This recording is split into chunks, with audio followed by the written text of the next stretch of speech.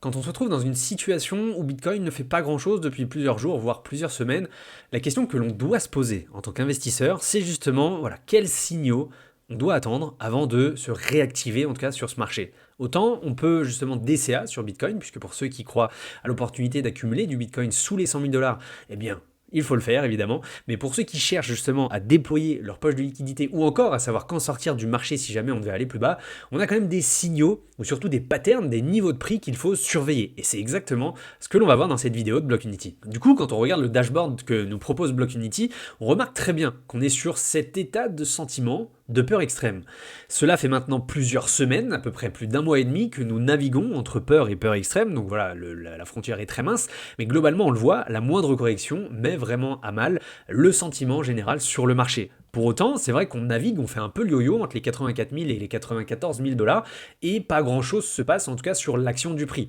Maintenant, c'est vrai qu'en coulisses, et grâce aux données on-chain, on arrive à voir ce qui peut se dérouler sur ce marché, en tout cas ce qui se trame de la part des investisseurs et quelles actions ils font sur ce marché. Cette peur extrême, on le sait, impacte fortement autant BTC, même si pour l'instant il ne fait pas grand chose, et surtout les altcoins. On le voit très bien, et ça c'est pas un secret de polichinelle, et ça ne bouge pas depuis plusieurs jours. C'est vrai qu'au niveau du nombre d'altcoins qui sont haussiers, il y en a très très peu, ici on parle de 23% des altcoins au total, et surtout des narratifs qui sont vraiment dans une phase de décroissance, où beaucoup sur l'année sont quand même bien en négatif. Alors c'est assez paradoxal, puisque c'est vrai que l'année dernière, en décembre 2024, nous étions plus très loin de ce fameux top qui nous avait emmené vers les 108, 109 000 dollars approximativement, et des altcoins qui surperformaient même BTC à cette même époque. Et pour l'instant, c'est vraiment tout le schéma inverse qui se propose. Du coup, comme je l'ai dit un peu plus tôt, dans cette vidéo, on va regarder quels signaux, par exemple, j'attendrai de mon côté pour vraiment savoir si je dois sortir du marché d'un côté, donc vraiment voilà, couper mes positions et accepter l'idée qu'on part dans un bear market prolongé, ou à l'inverse, quels seraient les niveaux qui m'indiqueraient qu'on repart dans un schéma plutôt haussier, fini les faux pumps, fini les fausses reprises d'espoir, et que cette fois-ci, c'est une hausse qui repart pour de bon. Pour ça, je vais me baser sur ce que nous disent les données on-chain, et donc le comportement des investisseurs. Par exemple, quand on regarde le distribution multiplier, il va nous montrer la part, en tout cas de distribution ou d'accumulation des différentes cohortes d'investisseurs. Quand je parle de cohortes, on a les investisseurs court-termistes, ceux qui sont arrivés sur le marché il y a moins de 6 mois, et tous ceux qui sont beaucoup plus long terme, donc cette fois les investisseurs long terme, logiquement. Alors, sur ce graphique, on voit très bien en vert, quand justement on est plus sur cette volonté de conservation, d'accumulation de la part de ces investisseurs, des hodlers, et à l'inverse, ici en rouge, lorsque on est dans cette tranche plutôt basse, lorsque cette fois ce sont les détenteurs court terme qui distribuent. Et à chaque fois, comme vous le voyez sur ce graphe, on est sur un changement de main assez équilibré. Si justement l'un accumule, l'autre distribue. Et globalement, dans les phases qui nous intéressent, ces fameuses phases de potentiel bottom, d'une correction ou d'une longue phase de consolidation, généralement, on a envie de voir ces hodlers, ces investisseurs convaincus, long terme, qui eux préfèrent conserver leurs coins plutôt que les distribuer. Et plutôt l'inverse, lorsque nous sommes proches d'une phase, en tout cas, proche d'une phase de top, comme cela par exemple est arrivé à plusieurs reprises, où cette fois c'était plutôt le FOMO des investisseurs court terme, et donc la prise de profit des investisseurs long terme. Et là, globalement, ce que l'on observe, c'est que évidemment, sans prendre en compte cette longue mèche qui ici fut le cas en fait de Coinbase, la plateforme qui déplaçait plus de 800 000 BTC d'adresses à d'autres pour se protéger justement des potentiels problèmes des ordinateurs quantiques, pour la petite anecdote. Mais globalement, on le voit très bien, les détenteurs long terme sont toujours, depuis environ la mi-juillet 2025, dans cette phase de distribution. Il y en a beaucoup plus qui préfèrent sortir du marché, prendre leurs gains, plutôt que conserver ou accumuler. Et justement, ce que l'on souhaitera observer sur ce marché, pour se dire que ça y est, on peut potentiellement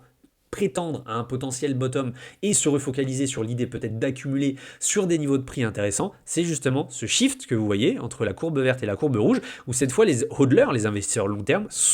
arrivent dans cette phase. Ou bien écoutez, fini la distribution, on a pris nos gains, maintenant vu en plus le comportement du prix et ces soldes qui peuvent arriver devant nous, eh bien on va plutôt être dans cette phase d'accumulation et de conservation des coins, à l'inverse des investisseurs court terme qui eux vont capituler justement et vendre à perte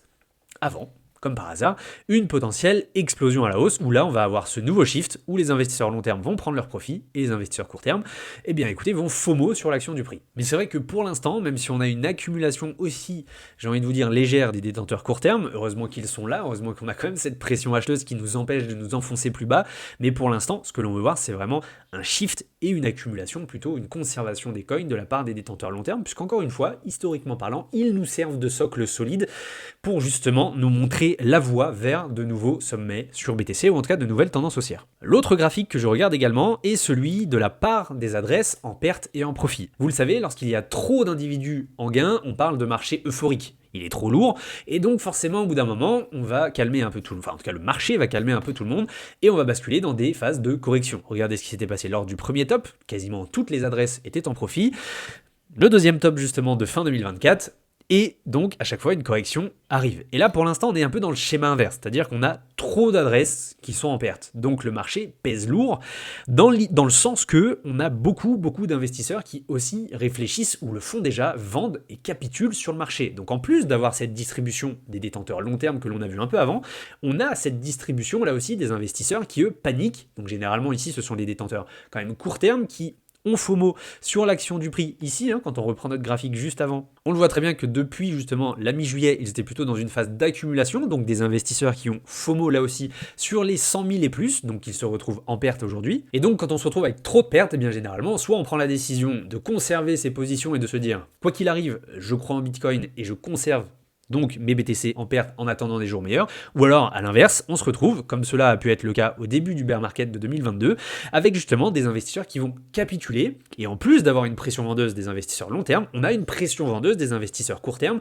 ce qui nous empêche, là encore, de repartir sur des niveaux, enfin sur une situation un peu plus adéquate pour repartir à la hausse. Donc là aussi, lorsque le prix reviendra plutôt sur des niveaux de 15-10% d'investisseurs qui seront en perte, il sera extrêmement important de monitorer tout ça et de voir justement quels seront leurs comportements à ce moment-là. Est-ce qu'ils vont vendre à break-even, c'est-à-dire ni perte ni profit, ils vont préférer sortir du marché tant ils n'ont plus confiance dans la configuration actuelle et peut-être justement ils sont ancrés dans l'idée qu'on part en bear market, ou alors justement est-ce qu'ils vont conserver leur coin et se dire ok super, on repart en tendance haussière potentiellement, je vais attendre des prix bien plus élevés avant de prendre mes gains, et si on se retrouve dans cette situation-là, eh bien évidemment que là on aura un socle assez solide d'investisseurs qui nous permettront d'aller beaucoup plus haut puisqu'on aura une pression vendeuse qui sera quand même assez amoindrie. L'autre indicateur que je surveille là également, c'est celui du sentiment, en tout cas de l'activité sur le marché, sur la blockchain. Est-ce qu'il y a beaucoup d'activités sur la blockchain ou pas? Évidemment, lorsqu'il y en a peu, ça signifie qu'il y a évidemment des investisseurs qui sont sortis du marché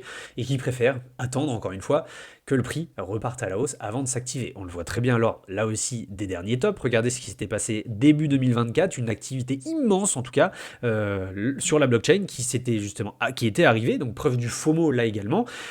Vous le savez, les investisseurs préfèrent s'activer, en tout cas une majorité d'entre eux préfèrent revenir sur le marché quand il y a des jours meilleurs, à l'inverse d'accumuler quand la peur est dans les rues. Ce qui justement profite à ceux qui savent le faire. Mais là, comme vous le voyez, pareil, deuxième top de 2024, on était sur une activité sur la blockchain qui était repartie largement à la hausse, et à chaque fois, justement, quand on était à la baisse, beaucoup d'investisseurs qui capitulaient et quittaient le marché. Et là, c'est vrai que on est vraiment allé en deçà de la limite inférieure, donc on était vraiment dans une configuration où il y avait vraiment pratiquement plus personne, entre guillemets, ou en tout cas par rapport à la moyenne habituelle, qui faisait des transactions sur la blockchain. On repart légèrement à la hausse depuis le bottom de la fin novembre.